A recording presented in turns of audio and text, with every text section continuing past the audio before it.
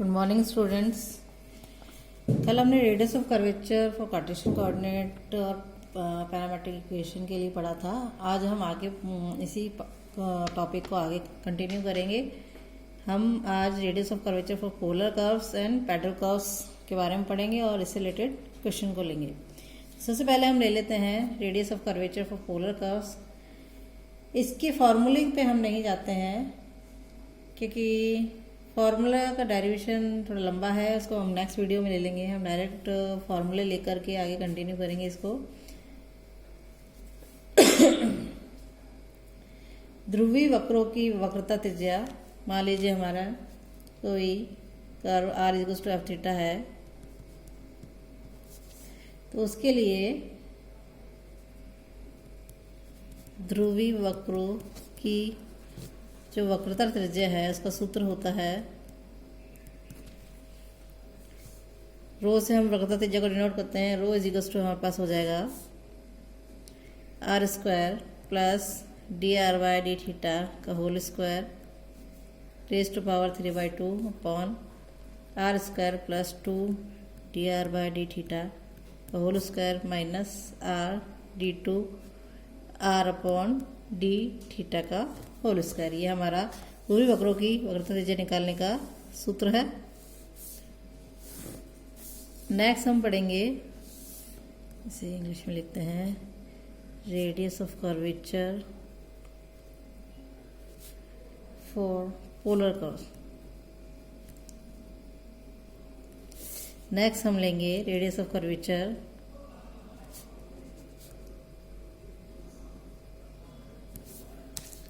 For pedal curve.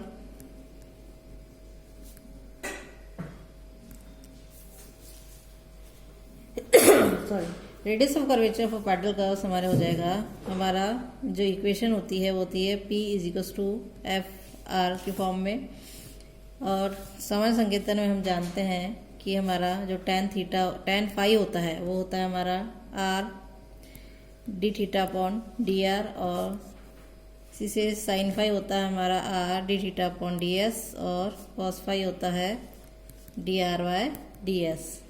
मान लीजिए इसे समीकरण 1 हमने नाम दे दिया। और हम जानते हैं कि जो पैडल इक्वेशन है वो हमारी होती है P is equals to R sine phi, ये पहले भी हम पढ़ चुके हैं। और हम जानते हैं साई इज इक्वल्स टू होता है थीटा प्लस फाई।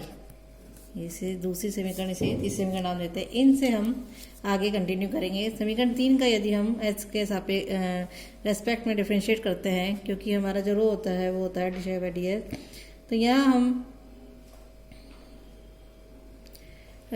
इस इक्वेशन 3 को एस के रेस्पेक्ट में डिफ्रेंशिएट करें तो ये हो जाए D by D S equals to D theta upon D S plus D phi by D S. तो इसी समीकरण हमने 4 नाम दे दिया। और इसका हमने अब समीकरण जो 2 है इसका आर के सापेक्ष अवकलन किया तब हमारे पास हो जाएगी equation D P upon D R is equals to sine phi plus R cos phi D phi by D R. और इसे हमने लिख दिया, इसकी वैल्यू रख दी sine phi plus R cos phi. इसे हम लिख सकते हैं D phi by D S और D S by D are.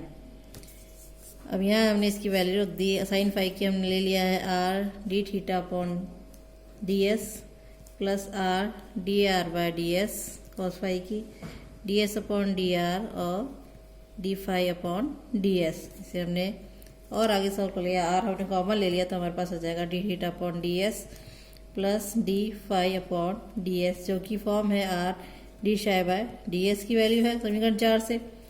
तो हम D P by D R को लिख सकते हैं आर इंटू 1 अपॉन पी। तो हमारे पास रो जो है वो हो जाएगा rho is equals to R D R by D P.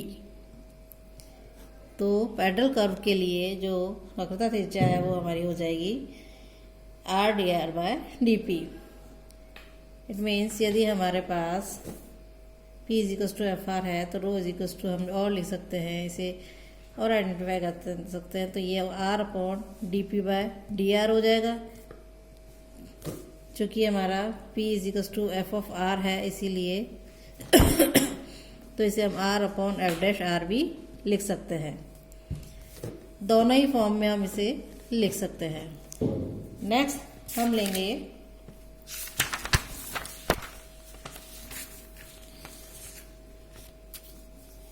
Radius of curvature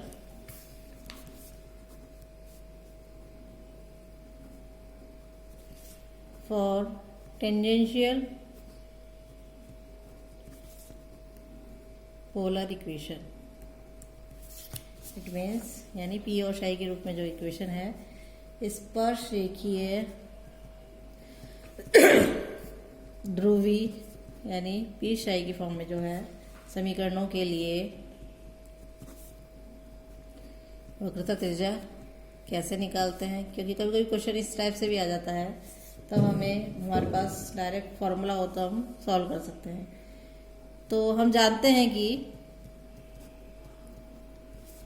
D R bye जो डी एस है वो होता है कॉस फाई, और रो इजिकल्स टू होता है R D R by D P, अभी हम पढ़ चुके हैं।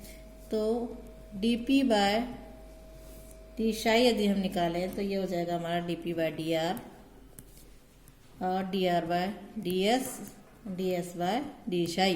इस डी पी बाय डी शाई को हम इस तरीके से लिख सकते हैं। और चूंकि ये D P by D R और D R by D S cos phi होता है, तो यहाँ हमने कॉस फाई लिख दिया, और ये होता है आर कॉस फाई होता है cos phi R D R by D P. इस फॉर्म में हम यदि लिखते हैं तो हमारे पास D P by D psi की जो फॉर्म है वो आ जाएगी आर कॉस फाई, और P इजिकल्स टू होता है हमारा आर साइन फाई। इसे समीकरण एक से दो नाम देते हैं, और इसे हम एक और दो का वर्ग करके योग करें, तब हमारे पास आ जाएगा P square plus D P by D psi का होल स्क्वायर बराबर आर स्क्वायर, क्योंकि हम जानते हैं sine square phi plus cos square phi 1 होता है। फिर नेक्स्ट इसका यदि हम पी के सापेक्ष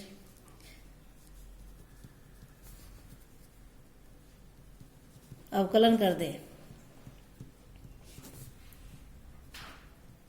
तो हमारे पास हो जाएगा ये 2p plus 2dp bye D शाई d2p बाय डी शाई स्क्वायर, और शाई का लिखे हैं D psi by D P के रेस्पेक्ट में कर रहे हैं, और 2r D R by D P. तब हमारे पास ये जो रो है वो निकल के आ जाएगा sorry p plus d2p upon D psi का स्क्वायर। तो यदि पी शाई से स्पर्श रेखीय ध्रुवीय समीकरणों के लिए हमें वक्रता त्रिज्या निकालनी है तो वो इस फॉर्मूले से निकलती है। इसी से रिलेटेड हम एक क्वेश्चन ले लेते हैं। क्वेश्चन है हमारे पास, कार्डियोड दे रखा है हमें r equal to A 1 plus cos theta के लिए सिद्ध कीजिए। हमें सिद्ध करना है पहला रो स्क्वायर अपॉन आर अचर है कांस्टेंट। नेक्स्ट है रो 1 स्क्वायर प्लस रो 2 स्क्वायर बराबर 16 ए स्क्वायर अपॉन 9, जहाँ रो 1 व रो 2 ध्रुव से गुजरने वाली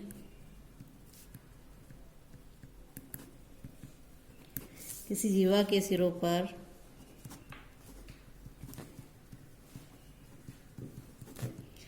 वक्रता त्रिज्या है। सॉल्व करने के लिए हम ले लेते हैं, हमारे को दिया हुआ है r इक्वल टू कार्डियोड दिया है ए 1 प्लस कॉस थीटा। चूँकि हम जानते हैं रो के लिए हमें D R by D theta D two R by D theta चाहिए, तो हम इसका निकाल लेते हैं D R by D theta. D R by D theta हो जाएगा माइनस ए साइन थीटा, और D two R upon D theta square निकाला तो हो जाएगा माइनस ए कॉस थीटा। इस समीकरण एक नाम दे देते हैं। नेक्स्ट हमें ए निकालना है, रो स्क्वायर अपॉन आर कांस्टेंट है, तो इसके लिए हम सबसे पहले रो निकालेंगे। रो इज इक्वल्स टू, हम जानते हैं, हमने पढ़ा है अभी कि जो रो है वो हमारा होता है ध्रुवी वक्रों के लिए R square plus D R by D theta का whole square raise to power 3/2 upon R square plus 2 D R by D theta का whole square minus R D two R upon D theta whole square. तो यहाँ हम इसकी value रख देते हैं। हमारे पास है आर स्क्वायर यानी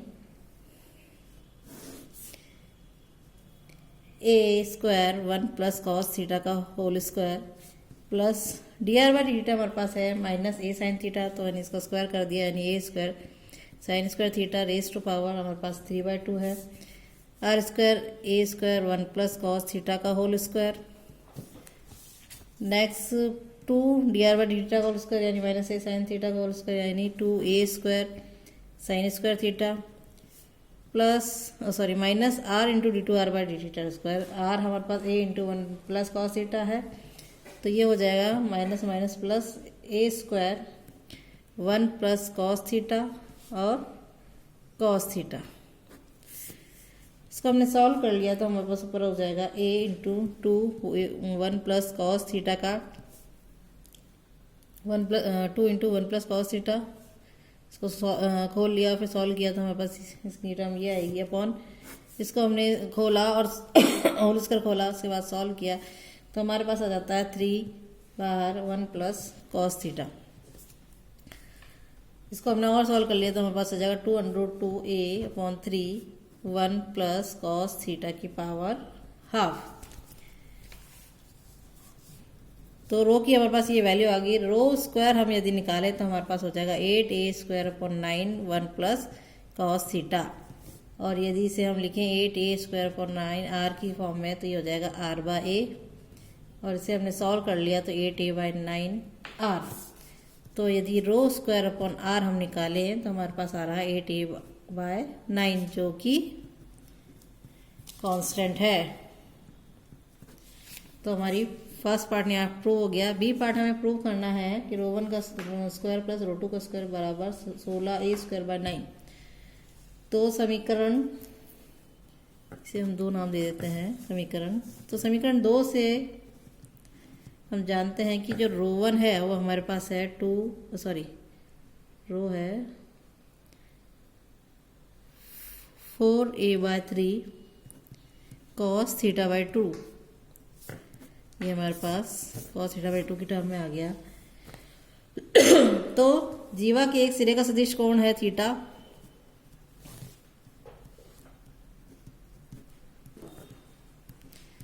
सदिश कोण थीटा है, और जीवा जो है वो ध्रुव से गुजरती है। जीवा ध्रुव से गुजरती है, अतः इसके दूसरे सिरे का जो सदिश कोण है वो हमारे पास हो जाएगा पाई प्लस थीटा। तो इस पर वक्रता त्रिज्या हो जाएगी रो 2 जो है वो आ जाएगी 4a by 3 cos 1/2 pi plus theta, जो कि हो जाएगी minus 4a by 3 sine theta by 2। इस समीकरण 4 नाम दे दिया। समीकरण 3 व 4 से अब हमने करना है रो 1 का स्क्वायर प्लस रो 2 का स्क्वायर सॉरी रो 1 का स्क्वायर कर रहा है यानी 16a स्क्वायर बाय 9, ये हमारे पास हो जाएगा कॉस स्क्वायर थीटा बाई 2, और यहाँ हो जाएगा plus sign square theta by 2। ये 1 होता है हम जानते हैं, तो हमारे पास आ जाएगा 16a स्क्वायर बाय 9 रो 1 का स्क्वायर प्लस रो 2 का स्क्वायर बराबर 16a स्क्वायर बाय 9। हमें यही करना था। ऑलराइट, तो इस टाइप से हमारे इस पे फॉर्मूला बेस्ड क्वेश्चन होंगे। एक क्वेश्चन हम और ले लेते हैं इसके अंदर पैरेलल कर्व के लिए। क्वेश्चन है हमारे पास, वक्रता त्रिज्या ज्ञात कीजिए यदि दीर्घवृत्त का पदिक समीकरण है। हमें पदिक समीकरण दिया हुआ 1/p² बराबर 1/a² plus 1/b² minus r² upon a² into b²।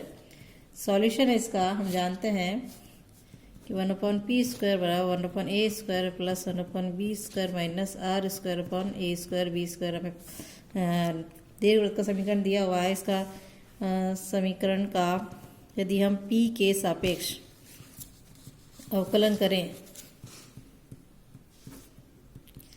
तब हमारे पास आ जाता है -2/p³ बराबर -2r upon a² b² into dr/dp। चूँकि हम जानते हैं पैरेलल इक्वेशन के लिए हमारे पास रो होता है r dr/dp, तो इसकी वैल्यू हमने यहाँ रख दी तो हमारे पास हो जाएगा a² b² अपॉन p³। तो इस तरीके से हम पैरेलल कर्व के लिए क्वेश्चन, हमारे पास फॉर्मूला है, क्वेश्चन सॉल्व कर सकते हैं। Okay, thank you.